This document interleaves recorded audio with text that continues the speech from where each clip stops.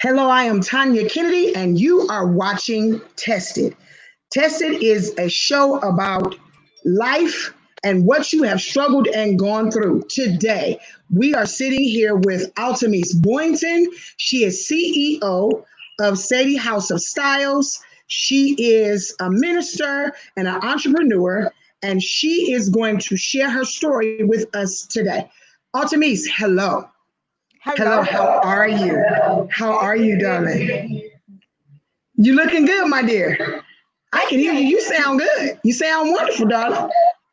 So we're going to get into your story. I know your story, but my audience doesn't know your story, and I really, really, really want to share the meat of your story with the audience because this is your life and this is what you've gone through to get here. And people see you and they would never think that you've gone through the type of things that you've gone through because you just look so sweet and innocent and just cute little face. And we would never think that you have gone through anything. And so we're going to start at the beginning. Um, Tell me about where your trauma started because that's what the nature of this is today. We're talking about your trauma, and so begin to let's go back and let's look at that. Where did your trauma start? Where did this start for you? For me, it started from the age of 3 to 16, because that's the last time I lived with my mom. So, from three, the first time I can remember is I remember she lost something, a necklace or something that a boyfriend gave to her, and she had it one minute and then she put it down the next minute. And at the time, my mom has 5 kids. One of them has gone on, passed on, and is the 4 girls. My mom has four girls and one boy, and so my brother is passed on. So it's the 4 girls. But at the time, she only had 3 of us, which is my oldest sister. I'm the second to the oldest, and then it was my brother, and so I remember her losing something, and we had to go and look for what she lost. And I remember she was like, "You had it last," and I was like, "I didn't touch your thing." I remember her giving it to me, showing it what she got, and I remember giving it back to her. But then somehow she panicked, and she was just, all I remember is she got one angry because she could not find the item. And I know y'all know the grandfather's clock. She pushed that on me. She pushed At that 3 years on me old, at she 3 years pushed old. it She pushed on. that heavy clock on me. And when she realized after she did it, you can tell, I immediately saw that she regret what she did, but she did. And so it was like the glass went everywhere, and you would think I would was her injured, had glass all in my face and my skin or something. And I remember just looking down and just like, okay. And so I remember looking up, and when I looked up, the grandfather had like an inch of glass leaning. And it was like if I did not move it within seconds, I remember it would literally pierce my eyes. And I remember just moving really quickly, and then it fell off. And she looked at me, and I looked at her, and she kind of grabbed me really quickly and tried to see if I had glass in my skin. And she was like, but I came undone. I didn't have glass. I didn't have I didn't have anything. It just literally like the glass just rolled off. And she kept looking at me all day long, like, I know you got glass somewhere in you, because how I don't know, how do you remember how big and how heavy those grandfather's clock was with that glass? And so it shattered everywhere. And now the funny thing about it was, as she was cleaning up, she was getting a piece of glass in her foot. But as for me, I was unhung. And she kept staring at me. And I'm looking at her like, why you? I'm like, okay. And I think I kind of registered in my head, like really, what just happened? I'm like 3 years old. I'm like, She got really, because I remember her getting really angry, and I'm like, okay.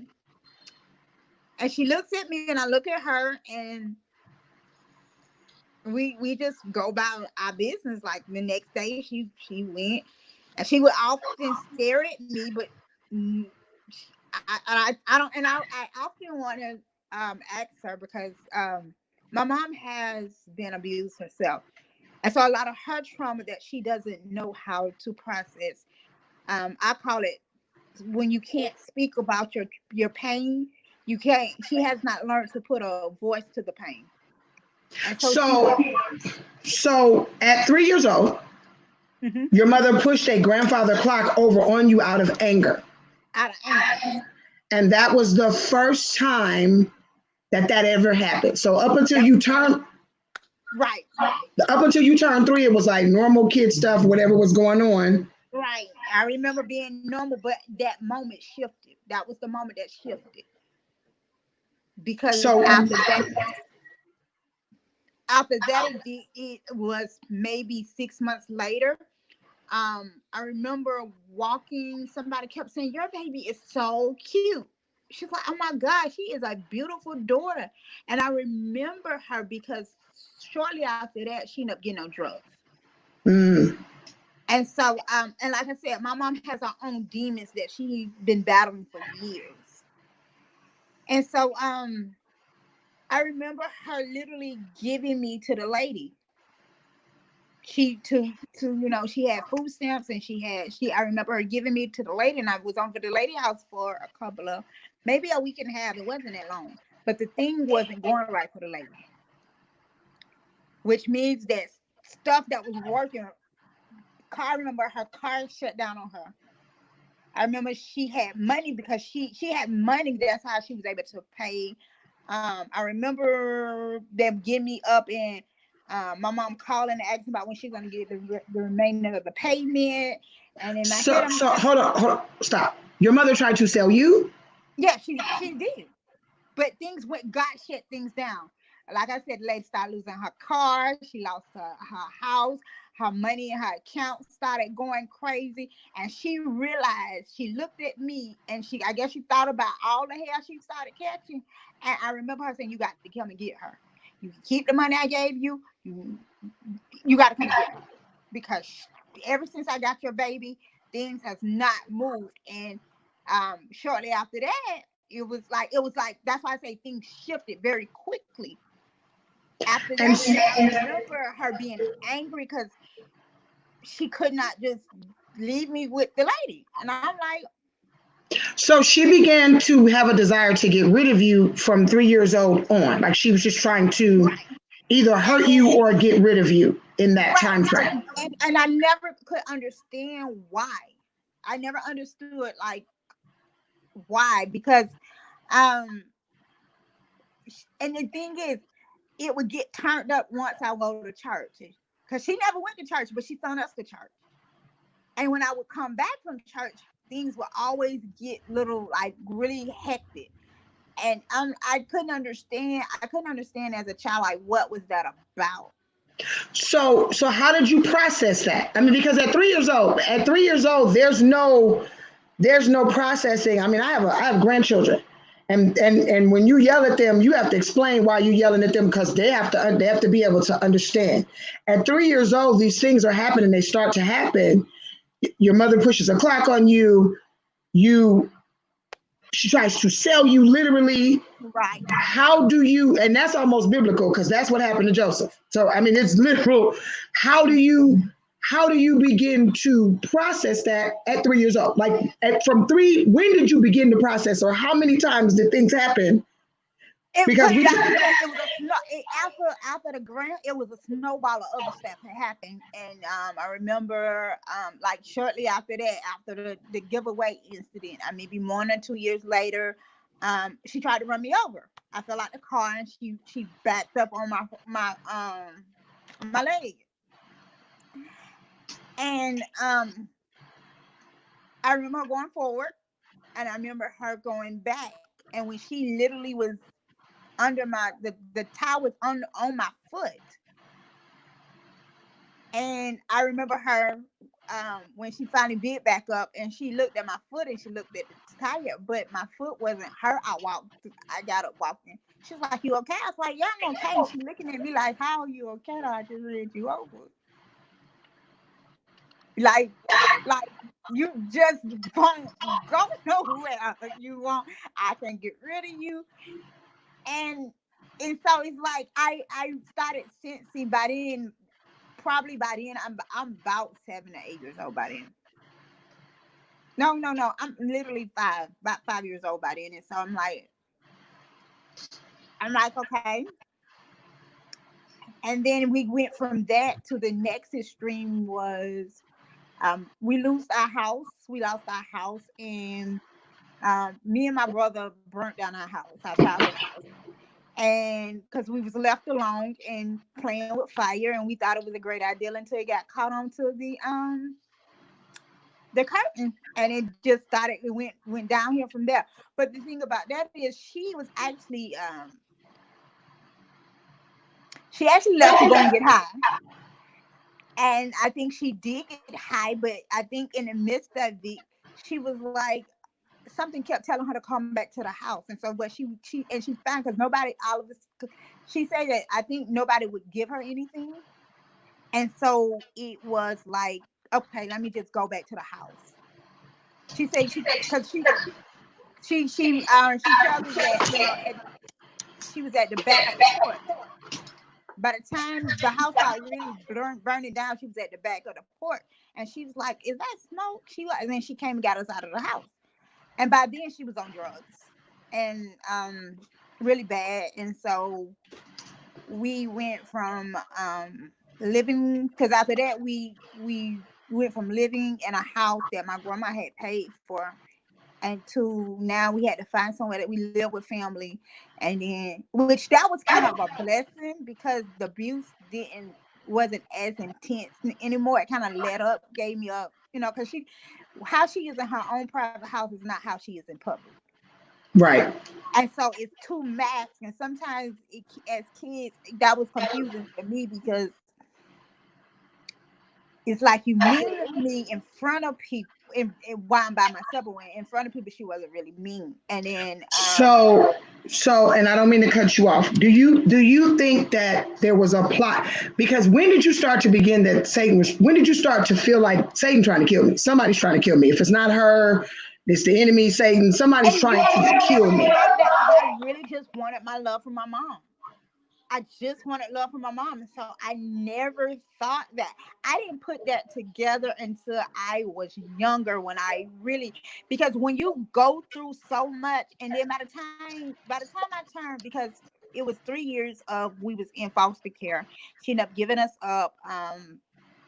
She was trying to get clean. And then from those 3 years, then we ended up going back to her, and then that's when the abuse really heightened. That when we came back, and from, I would say, from the age of eight, eight, 7, 8 to the age of 15, that's when the most abuse occurred. And I didn't have time to process somebody killing me because it was just horrendous. It was just trying to understand how your mom who raised you feel like she hates you. Like, that's like crazy to process. And So in that process. Mhm. how did that affect your self worth, like you as a person and how you viewed yourself? Well, in that environment, none of that even made a factor until I left, because I had to be so strong, and I had to create almost another personality to be able to deal with it, to where, like, my mom would do stuff in front of people, pull my hair, and people would see the stuff, like her being a little bit mean to me. And so what I realized very quickly was, only one person gonna be able to do this to me, and that's her. Anybody else can catch these hands, because I ain't even finna play with y'all. So I created this mean person because what I was getting treated in the house, I was not going outside of this house and getting treated too. Because we wasn't my mom, like I said, my mom had 5 kids, and so my mom was at work, but she had mental health that she didn't want to admit that she had mental illness because she couldn't keep a job, and so we didn't wear the best clothes. But she was clean. We was clean. We didn't smell. We knew how to put stuff together, and so it's almost like that they like poor kids, but because how we come across our persona, you ain't just gonna say that. You ain't even finna try us like that. I mean, if they picked on us, they did it behind our backs, but they never just flat out tried to crack on each other, like crack. Especially not me, because my face didn't even play like that. I didn't play with children like that.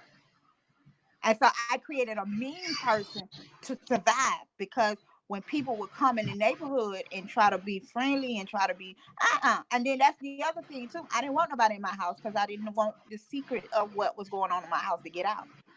Mm-hmm.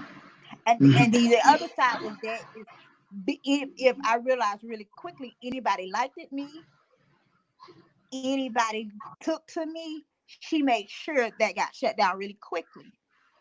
And so I had to play this part in when adults are complimenting me, instead of accepting it, I had to act like I didn't like it.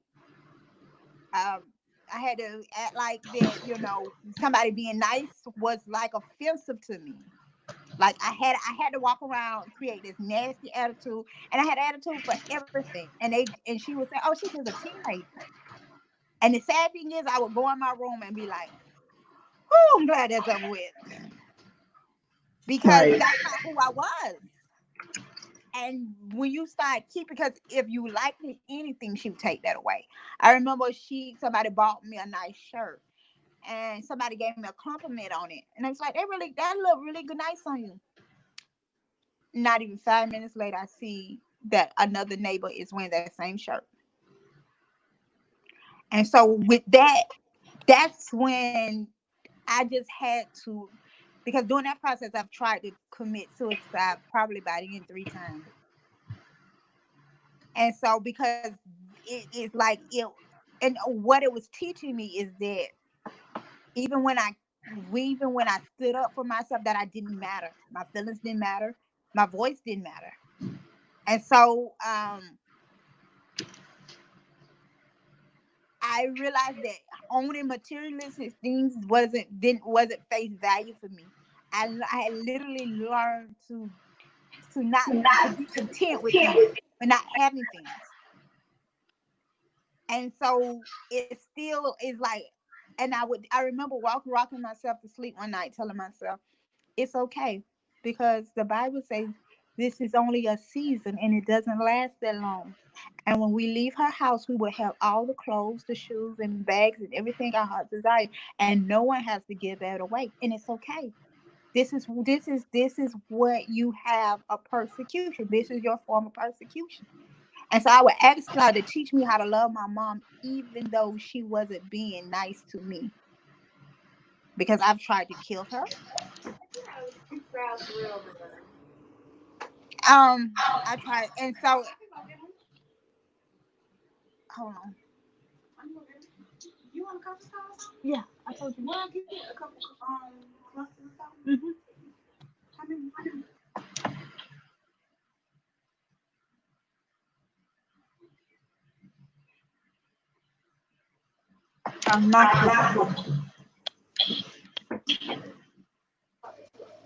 No. I thought I was doing an interview. So sorry. Yeah. So. It's okay. It's okay. So let me ask you this, because I know there's a lot to your story, and your story is very traumatic. For somebody so young, when you start off at 3 years old and you are feeling this level of abuse from 3 years old to now you become a teenager and you've developed a whole alternate personality. You've now become the mean girl. And so you have an alternate personality, and everybody's afraid of you, basically, because they know that they can't say too much to you because you're getting ready to snap. Right. Because what you can't take out on your mother at home, you're taking out on everybody else in the street. Right. And So I think they I don't know if they understood it, but it's just that certain things that I just didn't have to deal with in my childhood that other people have. so because of it, because this is the thing. Because you said something about going to sleep at night and realizing that God will comfort you and tell you that he had you. When did you become conscious of God's presence even in the midst of all of this? Because you're talking about some severe trauma. Right. And when did God even become a factor? That's the thing. When she used to keep us in church. And we would go, and I'm in church. I've been to white people church. I've been to Methodist. I've been to the Jewish people. I've been to black people, dead black people church. I've been to the Baptist. I've been to, listen, it got to the point that my mom would literally have us at church when the deacons had a meeting. Listen, you is not a man. Why are we at these people meeting? You doing the most. You're doing the most. But that came from her pain. When she was in church, that's the only time she had peace. When I was in church, that's the only time I had peace. But the difference was the anointing was drawing me, and I didn't realize that the anointing was drawing me, because every time she would go to church, that would break the murderous spirit. And then you remember back then they used to have prayer houses, prayer meetings in your house. And so we would go to different people's prayer meetings, and she had created her own prayer meetings. And in those prayer meetings, the power of God will fall, and that stuff that was on me will break. And it was a hunger. I remember one prayer meeting was a hunger and a desire to really get to know God and to really try him. And at 8 years old, I remember, like, I'm gonna live for God. At 8 years old, I made that decision that I'm gonna live for God. And I'm not gonna come to God when I'm all broken down, and I'm not gonna live with God when I've been through all of this mess, because I kept seeing women in abusive relationships, and I kept seeing you're going through all of these things. I said, that's not going to be my story. My story is I'm going to be with God. But it's like I wanted to be with God, but then I don't, because there was a lot of stuff you couldn't do. And I was like, well, we're going to be in God, but we're going to figure this out. And so by the time I got 10 years old, I said, you know what? I'm really ready to be with God, because it was a scripture in the Bible I came across in Psalms, and it said, when thy mother and father have forsaken thee, I would take you up. And when I read it, and I kept reading it, and I kept reading it. And then I asked the question out loud. I said, is this really true? Because if this really true, God, I want you to be my daddy. I want you to be my, and so that means I can come to you for anything I want. Okay. And then I kept reading and reading and reading. And then I came to a scripture that unless the God draws you. And I realized you've been drawing me because I want a deeper relationship. And when she would be mean, I would go in front. When she would be mean, I would go and read my Bible. That's the way I escaped what I was doing. And the more I was reading, the more God's word was getting inside of me, the more hell I caught. And Paul became my best friend, because I'm like, if Paul went through this persecution, we can go through it. Because we're gonna hear, well done, our faithful servant. We're gonna hear it. And I mean, that's me at, like I said, 10, 11, because when I turned 12, I caught the Holy Ghost in spoken tongues, because I was asking. I kept asking for it. You made a decision at a young age to serve God because you felt like you didn't have anything else? No, I didn't have to. And I got tired of trying to kill myself. So how many times did you attempt suicide in this process? 3 times. 3 times. And I had, at one time, God had, before the attempt to suicide, the thought was I was going to run away. And I was going to run to New York, and to live under the bridge. That was my plan. And I was going to steal. And I was okay with stealing to get money to make sure I was going to eat. But God was scary. I would see myself floating in the river, and I'm like, okay, maybe I don't want to die like that. So, okay, we can stay here and deal with my mama a little bit longer. And that's how until the finals. And this, I think that's when God realized, like, we can't scare her with death no more. And underneath, because I told him in prayer, I said, I don't care. And I told him, I said, I know that's you that put that something really, really, really, really worse off going to happen if I go to New York and live under the bridge. I said, I know that's you, but I don't care no more. I'm going to run away. I am going to live under that bridge. And if I get raped and killed and they find me 3 days later in a river, I'm okay with that because it's better than this. Wow. And how were you when you made that decision? Because that was a decision in your mind. How were you when you made 13. I was 13. Was that the last time you decided that you wanted to die? Was that your last, okay, I'm done, I'm gonna die? Yeah, if he did not change the dynamics, and he did. So how did it change? How did it change when you were 13? What happened? And I said that like that December.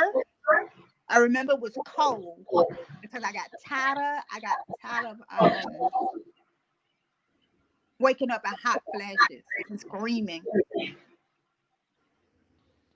and being afraid to go to sleep and looking out the windows thinking something is going to get me or she's going to kill me. I got tired of that. And so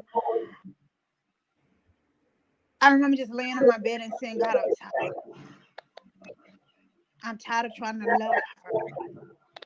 I know you said love her 70 times 70, but I'm tired. You say you're my daddy. You say if I come to you will hear what I have to say, and I am tired. I don't know what I did to her. I don't know. I don't know, but if you really are God, I need you to change the dynamics.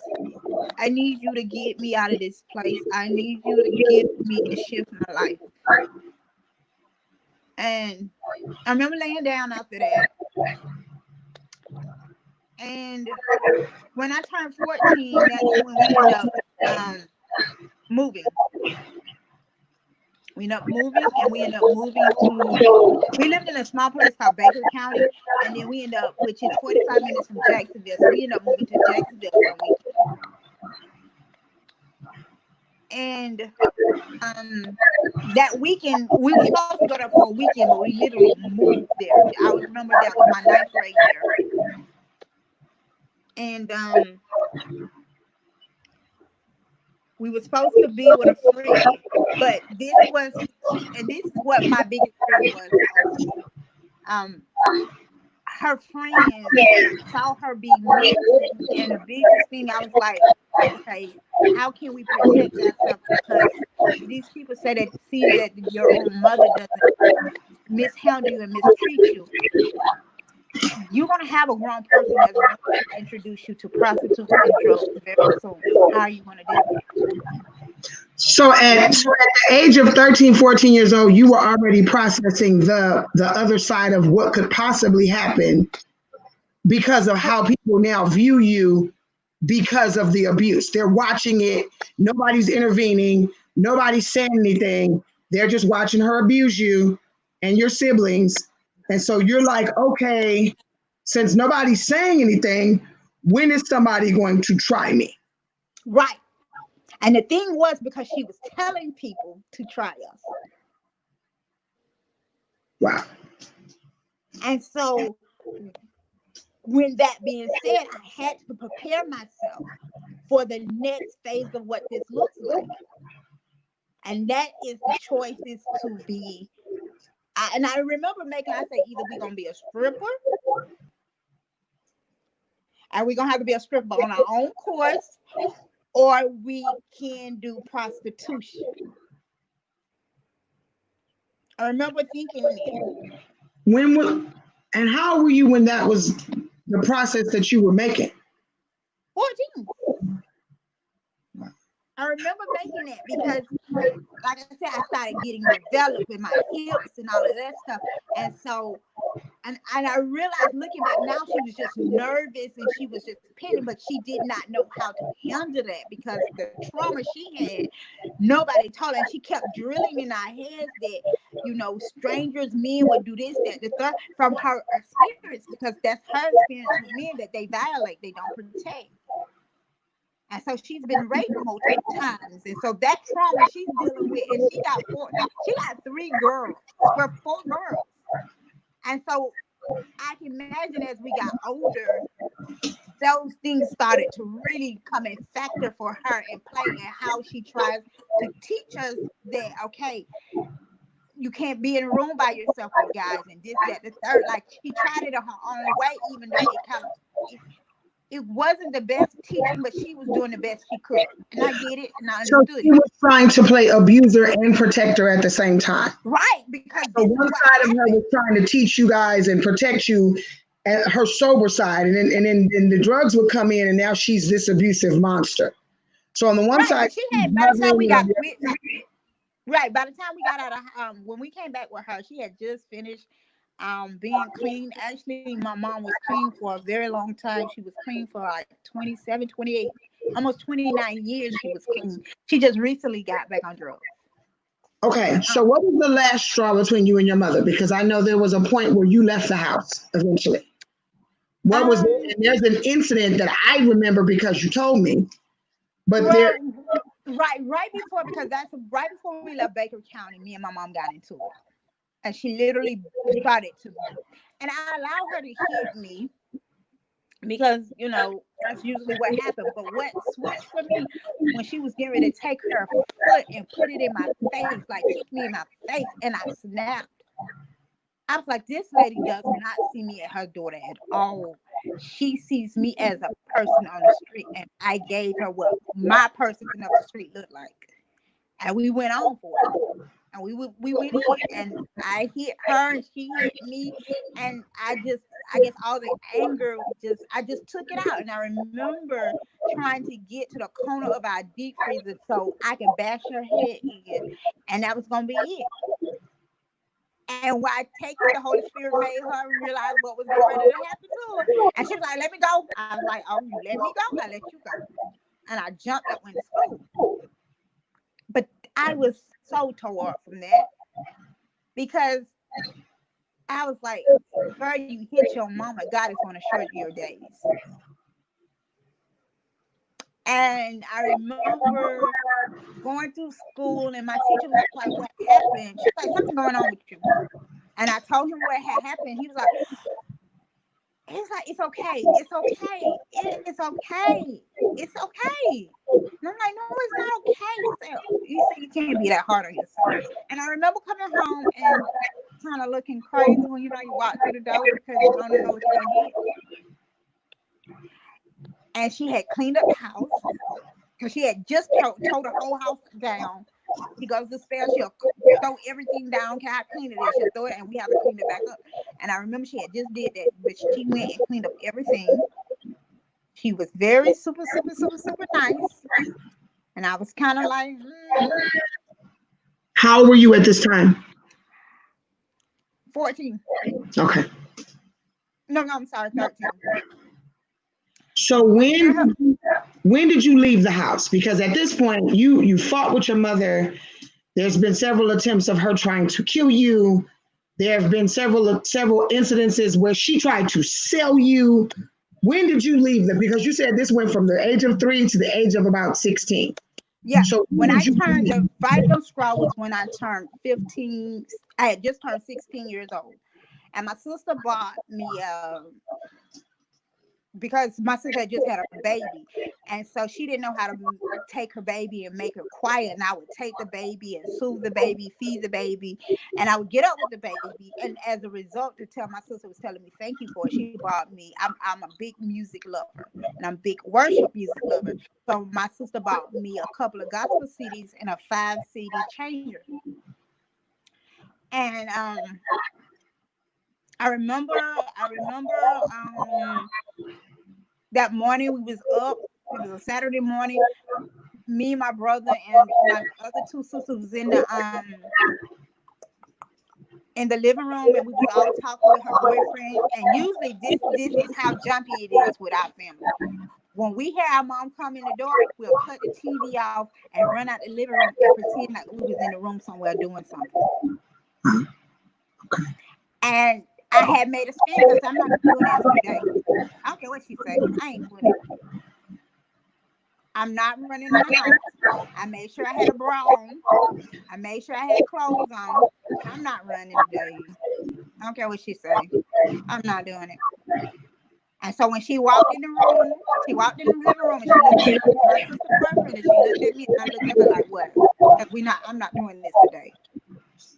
I'm tired of it. Pretending to, I'm not doing it. And my sister got into it later on that night and she was like, now this is the thing. You telling her to get out, fine, because she don't want to give you extra money and she already gave you money, but that's fine. It's your fault. How is my fault when you tell the girl to leave? I'm confused. I said, you're not going to hit me and you're not going to blame me for this. You could be angry that you put her out and that, that, but you're not going to. And she wanted to beat on me. And I'm like, I'm not doing this no more. No, I'm not. And she started to want to bite. And I flipped out. I was like, you're not going to bite me. You're not going to bite me. And I said, why the police had to come. So that's when the last time I lived with my mom, we got in an altercation about something she did. She kicked my sister out. She could not handle the consequences. And so she tried to blame me for it. And me and her got into it. And I was not allowing her to leave. I said, I'll clean up your bathroom, but you're not going to put your hands on me about this. No, we over that. And she got in my face. And I said, yeah, I'm not doing this with you today. I said, you're not going to beat me no more. You're not going to beat me for stuff I did not do. You're not going to beat me for things I caused. You made a decision to tell your daughter to get out of the house. That's fine. It's your house. But you're going to own that decision. You're not going to put that blame on me because I didn't do that. So you made a decision at that point. You're like, you were done. I was done. I was done for you not being responsible to take care of the decision choice that you did. And then you tried to blame. She said, I split up her and her grandson. You just told that girl to leave. I said, you should have told her to leave. I said, actually, if you're going to apologize to her, I'm pretty sure she will stay. She didn't want to do that. So where did you go? So you left the house. Where did you go from there? Like what happened? Like you left and went where? I left. I didn't have nowhere to go. I went to some cousins, but because I went to the cousins and those was the cousins that molested, and I still had got over that trauma. I was like, oh my God, Lord. I remember everybody was in the room, in the living room, and when my cousin's living room, and they was talking, and I went and found me. I had to be careful with that because I'm emotional from what just took place with my mom. Also, my abuser is in the house. So your mother wasn't the only person that was abusing you. There was molestation. There were other things that happened in this process as well. Right. And the thing is, as I got older, I had learned to make sure I go in twos with people when he was around. And so he realized I had snuck out the room. I left the area. And so I had to be very strategic about what I was trying to do because I just needed time to process what had happened. And so I ended up going to the bathroom and I was going to go in a room and some said, and I went in the bathroom. And so I went in the bathroom and locked it and put on the fan so nobody would hear me cry. And no one can hear because I got in the bathtub and I kind of curled it up. And I did a cry and then I did a prayer. And people don't go to the bathroom with the light on, and they feel like they lock it. They feel like somebody using the bathroom, and it was more than one bathroom in the house. So that's what I did, and immediately after I finished that prayer, so happened that summer, God let me meet my godmother, and that's where I went from living with my mom to my godmother, and that was a whole nother process.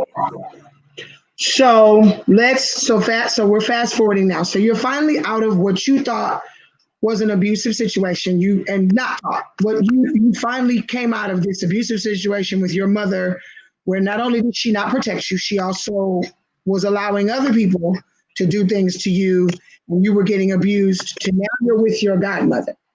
So, and you said that's a whole nother process. So let's talk about that. Talk about what happened in that process. Now we're in the God.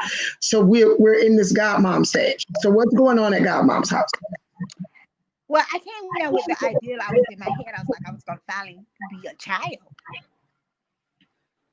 because I had to take care of her mom. And so I went back to being a caregiver. And I'm still trying, because what I did not want is, I'm in high school. So by the time my goal, I had set goals for myself. So by the time I got in college, I did not want to be dealing with my trauma. Because now I'm an adult now, which means that I'm no longer protected by grown people, and men now can come in, and that's a whole nother conversation that I wasn't ready for. And I knew I wasn't ready for that type of conversation. Because once again, I've seen where girls been in their trauma and they broken and they don't know who they are and they get touched. These men come along and it just destroys them even the more. And I had told myself, we're not gonna do that. We ain't going from one pain to another painful situation to get delivered and healed and get to we not, because that was a cycle that I saw my mom. And then and we lived in a project, so I saw that in the project. And you get these men, because you are broken, dog you out because they are broken. And this is what you teach what love is. And I'm like, it's not love for me. And so I was really trying to get healed, and I was like, and that didn't happen because, like I said, I became a caregiver at 16 years old. And it was okay. It was all cool, but I still was trying. I had to process me still. And then by the time I got to college, what I said, I thank God I never, because usually, the statistics says that if you ever, my mom has been in domestic violence relationship, you likely to get that. I was like, no, not Al Smith. We're not doing that. You usually, if you're not getting up, you get somebody that treats you like crap. They verbally, they may not put their hands on you, but they usually verbally or mentally. And I wasn't doing anything. I did not like men like that. And not to say I was gay, it's just that I knew for me that I was different, and I knew that I needed something. I knew something had to give, and I didn't, and it just was like, and I was longing for something, and I couldn't understand what it was. And so I hold on to God from a religion perspective and not a relationship perspective. And that's two different things. So how did you deal with people? Because now you're out of mom's house. You're at godmom's house, and you went from being the abused kid to now being the caregiver for somebody else's situation. How were your relationships with people? Oh, I had to learn. What I learned to do is make face with people outside. We ain't gonna get close to you, but I had a lot of social. We laughed, hang. I was very personality, but when I came back inside my house, I was broken. And those memories and those and I would look to the Bible to try to process what had happened. And then it's almost like, because once again, I went from being a caregiver to now we got to figure out who we are. And so I started researching things about what happens when you get in trauma. So what is trauma? So because we use that word a lot, in counseling, that word is used a lot. Trauma. For by definition, for you, What explain to the audience what is trauma? Because you've clearly been through it, but what is it? To me, trauma is when you have painful experience that you can't put a voice to it, that it shakes you, it rocks you. So, you know, you do good. You have, because I had to learn this process. It was moments I was really, really, really, really happy. And then I felt guilty for being happy. Mm, mm. And then it was moments where, because I had money, now I wanted to buy things for myself, but I would buy stuff for myself and feel really, really guilty for buying stuff for myself. So I would take it back to the store. And so it's trauma is when you are hurting to the point is, something is not right, but you can't put your finger on quite what's going on with you. So you didn't love you. Is I that didn't so? know how to love me. I had been torn down because anything I did was not good enough for my mom. I remember making a honor roll, and because the whole audience applauded me and I had an award, she told my award. And Wow. so not only did you, so once I got released from her house and then released from the other situation and really was like on my own with my own kids, I realized some things that when I look back on it, because of how I was handling some things and how I was mishandled, um, is some things she taught me mentally, self-consciously, that I wasn't aware of. And one of them was, even if you speak up for yourself, nobody cares. So talk about that because we talked about that earlier. Because me and you've been doing this for a minute now. Right. What? Because you're always teaching about silence. Right. So talk about silence, and because I've heard you say throughout this entire story that your voice, your voice, your voice. Right. Talk about silence and what that actually means in relationship to trauma. Silence is when you can't you have things to say, but you don't know quite how to put it together because you questioning, you criticizing yourself before. You don't know if it's a good idea or a bad idea. You won't even hold on. You have a whole conversation. You have a whole world inside of you, and that's what I learned to do. If I laugh, I know people thought I was like kind of off a little bit because I would create stories in my head, and I would laugh, and then I would look around to make sure that nobody saw me laughing. And So it's so, almost like your emotions you kept under, yeah, you hid who you were. right. My personality, I For nobody to see just it. blew up because it was too big. It was too big, and it overpowered the room, and it made her feel some type of way. So I had to learn to dummy myself down. But the thing about the word of God, and when he gives you wisdom, he does not allow you to dummy down, nor do he allow your voice to go all the way. Because I asked for wisdom when I was 10 years old, because I read the story of Solomon. And Solomon asked for wisdom. And I said, if you did that for Solomon, you would do it for me. And so I believed immediately. I prayed the prayer. I prayed the prayer that Solomon prayed, and immediately wisdom came upon me because things I would say at such young age, and that would infuriate her because she would do stuff and I was praying wisdom, and she just would look at me like, Where'd you come from? yeah. And so I would say stuff and create stuff, and she's like, what? And so what the enemy really wanted to do is he really was trying to assassinate me. Because in those moments, I lost my voice, I lost my creativity, I lost who I was. And the only thing I remember that, you remember you talked about the one thing that made me stop trying to kill myself is fashion. Okay. I remember after committing suicide, trying to commit suicide, the next day I locked myself up in a room and I read some my mom had just bought some fashion magazines. And I looked at all, it was maybe 30 of them. I looked at them from head to toe, and I realized we have something to look forward to. We don't have to kill ourselves anymore because we have something to look forward to. And it's going to be our little secret. And that's fashion, because fashion allows you to dress up really, really wacky. It lets you dress up really, really Mexican. It lets you dress up really, really. And so you can be so many faces with fashion. And that's what we was going to do. We was going to use fashion to show our personality, but we couldn't let nobody know, because if we let her know, then all So the stuff will go away. let me ask you a question, because I know you and we've been friends for a minute. You have a tendency to refer to yourself instead of saying I. A lot of times you'll say we.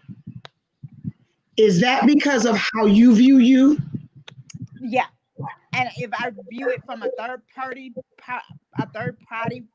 perspective, then my ideas is not as bad. But I'm learning. God is. When I tell you, He has totally transformed my mind and how He's tearing the other little coping mechanism. Because I had to learn to cope.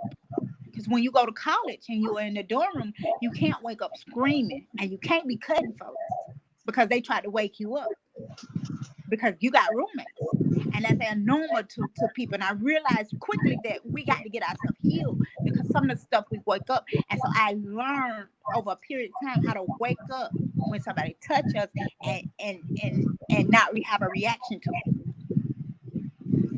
I learned how, when we have scary moments, to rub on ourselves and soothe ourselves, because I never got that from my mom. See, when kids have scary moments, usually the parent comes in and it calms the child and says, "It's okay, it's okay." I had to learn to do a lot of this stuff. I had to learn to love me. I had to learn to be my best friend. I had to learn to be my parent. I had to learn to be everything to me, because I realized quickly ain't nobody gonna be there for me. So would you categorize what you've gone through or what you're dealing with now, and not so much now, because I know you went on to get married. You Yep, have two amazing children. I do. And so do you think that you were suffering from PTSD, from what, post traumatic stress disorder, from what happened to you in that period? And talk about it. Yeah, and I had to reprogram myself. I was my own therapist, because even in college, I was taking a little psychology classes, and so I would go through the book and see what they would say to do for your client, and I would do it for myself. And then when I wasn't doing that, I was taking the word of God. And see, I still had to learn how to take God from being a religion thing to being a relationship. And when I got to know Him in a relationship as my really being my daddy, as really being my Abba, a lot of stuff shifted and broke, because I had to. When you connect with God on a real level, you have to know who you are. You have, and that stuff has to break, because in order to know who you are, you have to deal with truth. You can't live in denial about things. And I had to deal with the fact that I'm angry and mean. Why is that? How can I say I'm a Christian and I'm angry and mean to people? And when I started asking the hard questions, I allowed God to deal with me. And so it shifted everything I knew and understood and even perceived about what I've been through. So who is Altamise now? Who are you today? Altamise is a person, a woman of God who loves God. And even though I had to go through this process by myself with no one to teach me and guide me, and also too, I was so broken I couldn't even receive love. So even somebody came to me, I couldn't receive it because I didn't know what it looked like. And so God has taught me what that looks like. And so I am a woman of God that had many battles, but now victorious over all. I'm a woman of God that, though the enemy tried to silence my voice, I am going to speak. I'm going to speak up, and I am going to allow the anointing to roar loud in me to snatch other people. Because a lot of people are, even once you talk about it, all you did was give a voice to your pain. You're still not delivered. And I want to get people healed and delivered, because that's a whole nother thing look like. That's a different look. That is a different feeling. To be freedom. You don't have to wrestle with who you are, because you know who you are. So is that what made you tell your story? Yes, because God say, I mean, like I said, I'm in the final stages of my healing. But God said, I need you to tell this process while you still in the midst of it. You're not where you used to be, but you came a long ways. And it's time now to snatch your brothers and sisters who is dealing with this, because nobody talks about this in the church. See, I was going to church and being abused, and people would see things and mind their own business. Why would you do that? Why the anointing of God didn't come and tell you, hey, stop, God don't like that. He's not pleased with your behavior, how you treat your kids. So And you're not assume that the kids are doing something to get treated like that. right. And so now you have a ministry.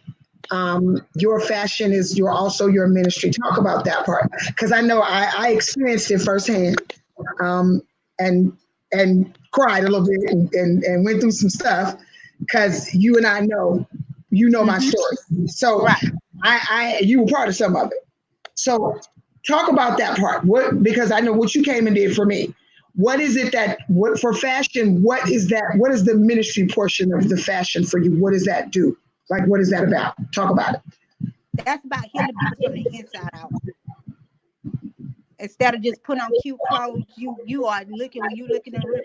I've been there, done that. Looked in the mirror, looked cute for 3 seconds, and then go back in there and look at the same clothes with that same makeup on, and still just don't like yourself. And so the ministry is about healing you inside out. So when you look at the mirror, in the mirror, you're beautiful. You know without a shadow of a doubt you're beautiful. I got wounds. I got some scars, but they have healed. I can tell this story. And when I tell this story of this wound, I know without a shadow of a doubt, God is going to take care and heal this person that heals this story.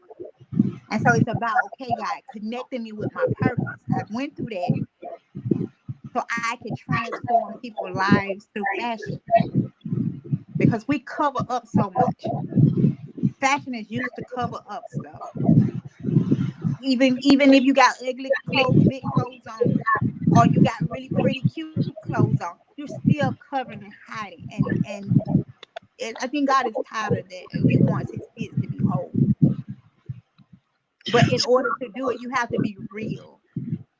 So what message? So would that be your message to the audience, or what? Is there something else that you would love to say and share with the people that are gonna come back and watch this broadcast? What message are you giving to them? Like, what do you want them to know? That everybody has a story, and trust your process. And God has not forgotten you, because He has sent people like me to come in and give you strategies how to release the pain. Because when you carry it so long, you get comfortable wearing it. It doesn't feel heavy anymore. It's like another pair of your legs. But I'm telling you, you can be free, and free indeed. You don't have to dress it up anymore. You can be able to say, yeah, I went through that, but I survived it. I went through that, but that got me my anointing. That I went through that, but that got me a closer walk with God. So do you think your trauma is not for you? It's not. It wasn't. I was angry for a very long time with God because I couldn't understand. I couldn't understand, why would you let one person go through this one thing like that? And it was, and some of it wasn't all God. Now I had to learn that some of that was just me, and I had to make the choices of, we really gonna submit to Him, or we gonna play. So all of it was God.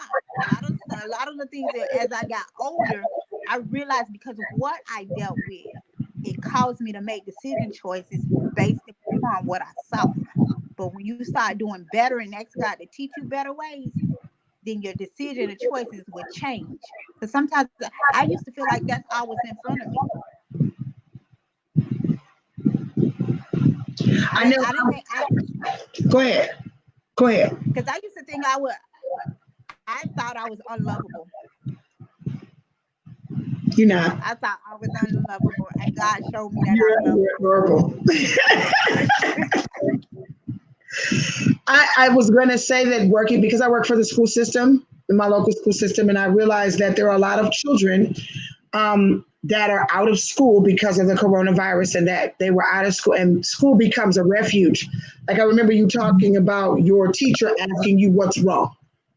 And Right. so my plea to the audience as we come to the close of the show today is to please, if you see abuse, and we didn't talk about the symptoms of abuse, but if you see abuse in children or you think something is off, say something.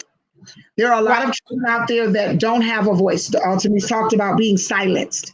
And these children are silent, and they're angry, and they're acting out, and they're being abused. It be sexual, mental, emotional, whatever the case may be. If you see it and you recognize something is off, then say something to somebody so that these children can get help. Because I know I was a victim of abuse. I know Altamise is telling her story. And if nobody ever says anything, like she said, she went to church and nobody said anything. They saw it. Her mother talked about it. And nobody once stepped in to say, hey, this is a child. What are you doing? Right. And so the plea to the audience would be, if you see the symptoms of abuse, if you see someone acting out, a child in anger, or they're always angry, or they're always something wrong, or their clothes don't look right, or they're not, somebody say something, because you could be saving a life. Right. Because the Well, effects you have any final words? Say it again.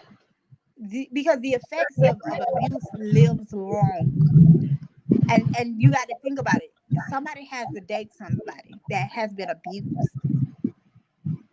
And you don't, and that is a very difficult relationship. But if you could prevent it,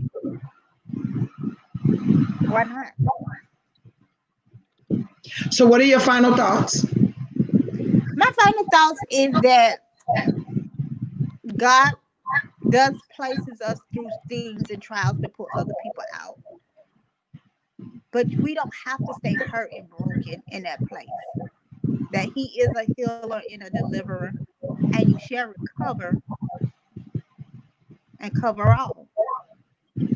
And there is something that I long for as a child, and sometimes even in my teens, is somebody to recover me until I recover. I'm recovering by myself, but I wish I had somebody to cover me as I was recovering.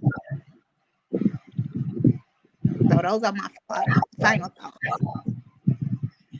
Well, boys and girls, men and women, ladies and gents, you have been watching Tested. I believe that Altamise is at the end of her test, but remember it is never pass or fail, because this is real life. And for everybody that's out there dealing with this type of trauma, you have to know that God is the author and finisher of this faith and this walk. Mm-hmm. And for everybody that has a testimony, understand that you are being tested for somebody else. Mm-hmm. I'm Tanya Kennedy. You've been watching Altamise Boynton. God bless y'all, and stay tuned for another exciting episode.